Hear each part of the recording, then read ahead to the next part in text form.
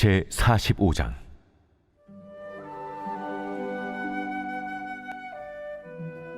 너희는 제비 뽑아 땅을 나누어 기업으로 삼을 때에 한 구역을 거룩한 땅으로 삼아 여호와께 예물로 드릴지니 그 길이는 25,000척이요 너비는 10,000척이라. 그 구역 안 전부가 거룩하리라.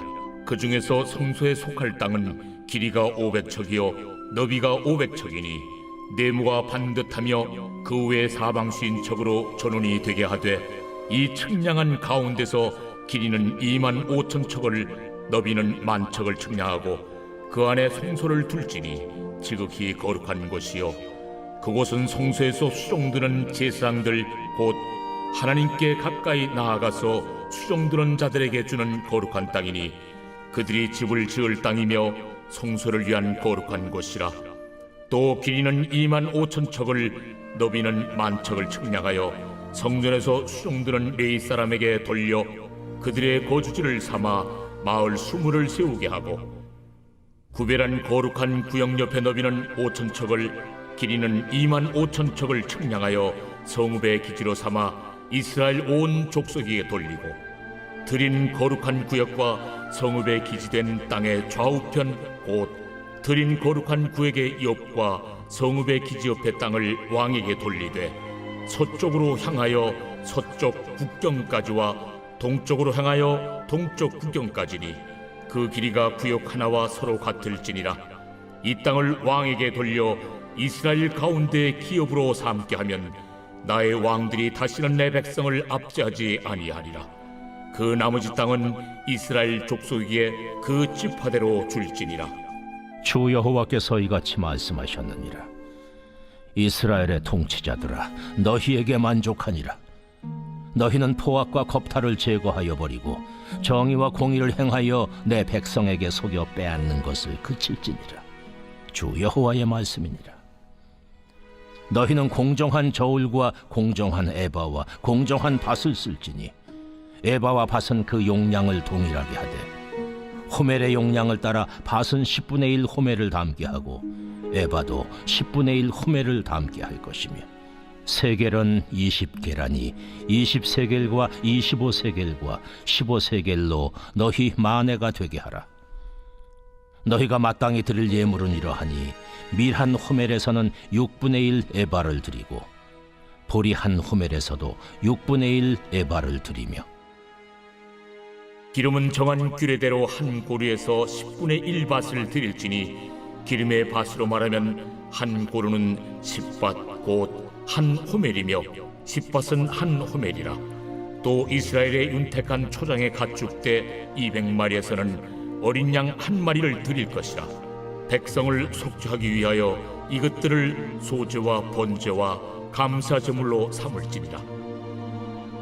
이 땅 모든 백성은 이 예물을 이스라엘의 군주에게 드리고, 군주의 본분은 번제와 소제와 전제를 명절과 초하루와 안식일과 이스라엘 족속의 모든 정한 명절에 갖추는 것이니 이스라엘 족속을 속죄하기 위하여 이 속죄제와 소제와 번제와 감사제물을 갖출지니라. 여호와께서 이같이 말씀하셨느니라. 첫째 달 초하루 날에 흠없는 수송아지 한 마리를 가져다가 성소를 정결하게 하되, 제사장이 그 속죄제 희생제물의 피를 가져다가 성전 문설주와 제단 아래층 네 모퉁이와 안뜰 문설주에 바를 것이요, 그달 7일에도 모든 과실범과 모르고 범죄한 자를 위하여 역시 그렇게 하여 성전을 속죄할지니라. 첫째 달 19날에는 유월절을 7일 동안 명절로 지키며 누룩 없는 떡을 먹을 것이라. 그날의 왕은 자기와 이 땅 모든 백성을 위하여 송아지 한 마리를 갖추어 속죄제를 드릴 것이요, 또 명절 7일 동안에는 그가 나 여호와를 위하여 번제를 준비하되 곧 이래 동안에 매일 흠없는 수송아지 7마리와 순양 7마리이며 또 매일 순염소 한 마리를 갖추어 속죄제를 드릴 것이며, 또 소제를 갖추되 수송아지 한 마리에는 밀가루 한 에바요 순양 한 마리에도 한 에바며 밀가루 한 에바에는 기름 한 흰씩이며, 일곱째 달 15째 날에 7일 동안 명절을 지켜 속죄제와 번제며 그 밀가루와 기름을 드릴지니라.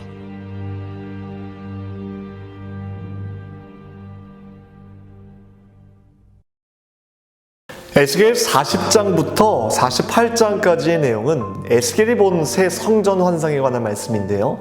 새 성전을 중심으로 여러 가지 규례와 이곳에서 드려질 새로운 예배 질서에 대한 묘사는 결국 하나님 나라의 회복을 이야기하는 것으로 볼 수 있습니다.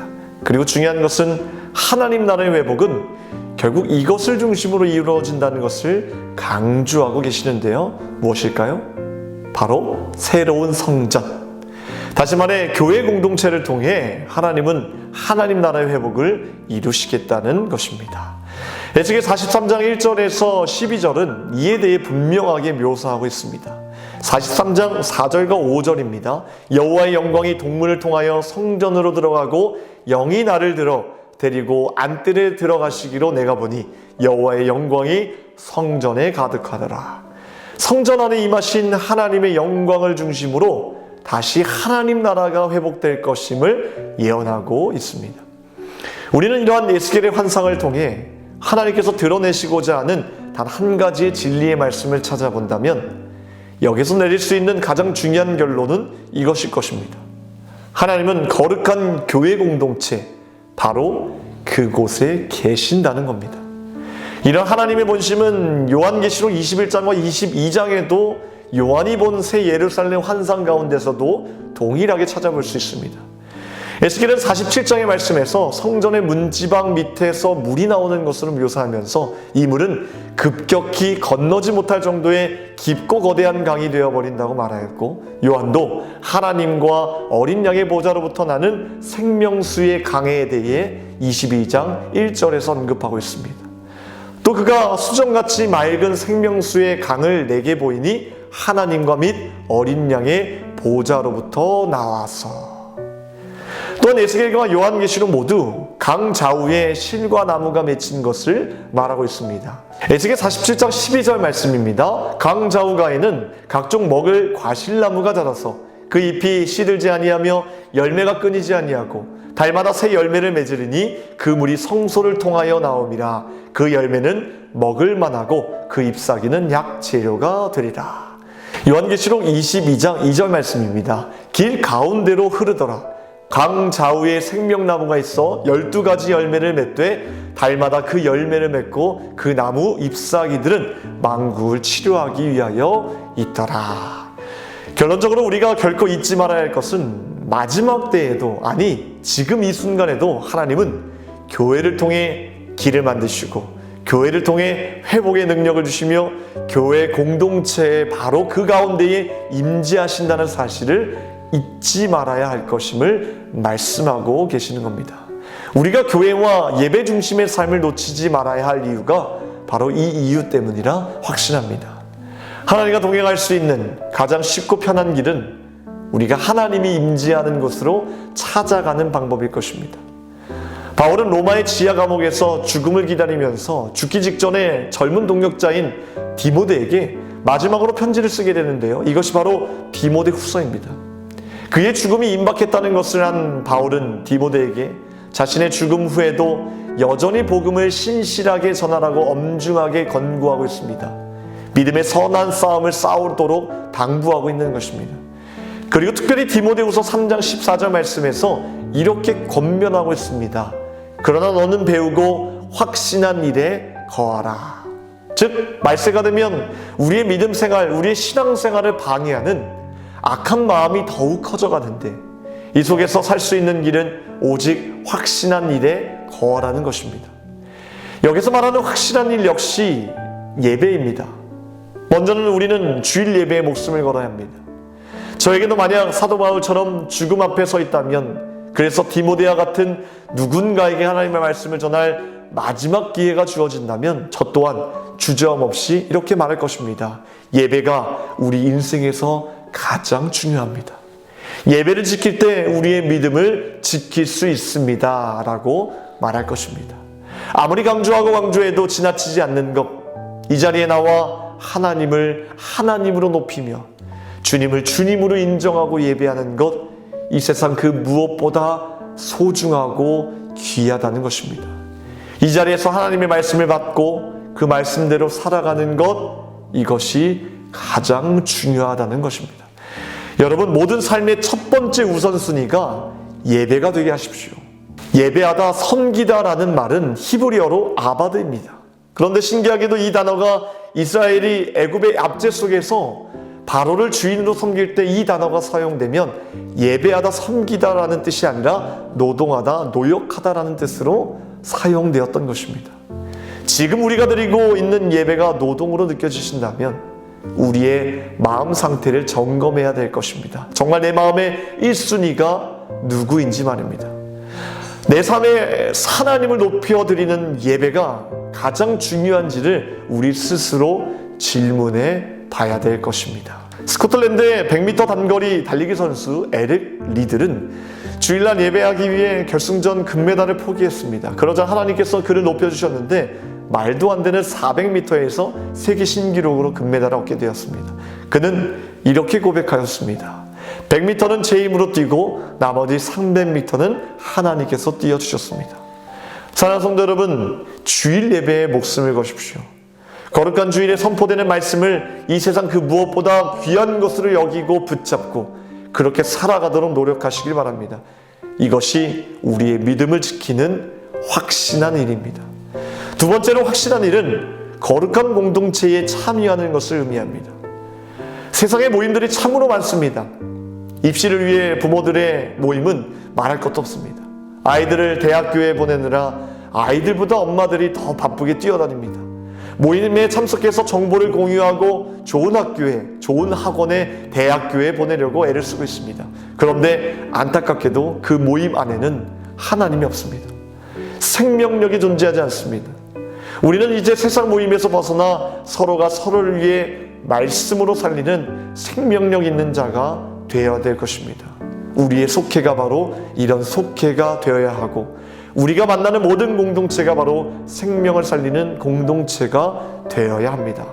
하나님의 말씀을 나눌 때 그 안에 생명의 말씀이 있습니다. 능력이 있습니다. 말씀 안에 하나님의 감동이 있습니다. 교훈과 책망과 바르게 함과 의가 있다고 성경은 말하고 있습니다. 그렇기 때문에 우리는 거룩한 모임에 참여해야 됩니다.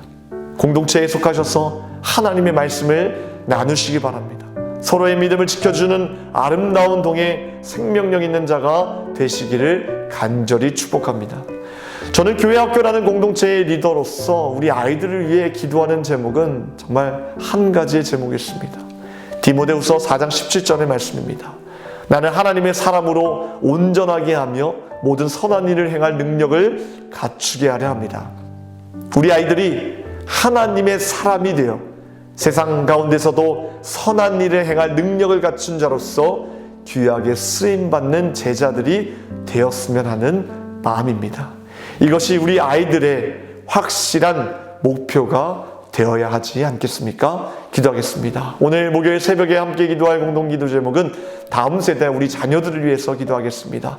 가정을 위해서도 우리 함께 기도하겠습니다. 기도하겠습니다. 하나님, 내 삶의 첫 번째 우선순위가 예배인 줄 믿습니다.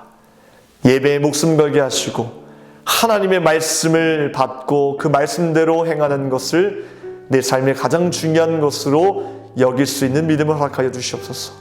내가 속한 공동체가 거룩한 공동체가 될 수 있도록 도와주시고 서로 기도하며 서로에게 말씀으로 힘을 줄 수 있는 그런 믿음의 공동체가 될 수 있도록 우리의 공동체를 축복하여 주시고 인도하여 주시옵소서. 특별히 우리 다음 세대 어린 심령들을 붙들어 주셔서 주신 말씀대로 하나님의 사람이 되어서 선한 능력을 행할 능력을 갖출 수 있는 우리 믿음의 사람들 되어줄 수 있도록 주님 인도하여 주시옵소서. 우리 아이들 귀하게 사용하여 주시고 어느 곳에 있든지 하나님 세상의 빛과 소금의 역할을 감당하는 주님의 제자로 삼아 주시옵소서. 모든 것 감사드리며 예수 그리스도의 이름으로 기도하옵나이다.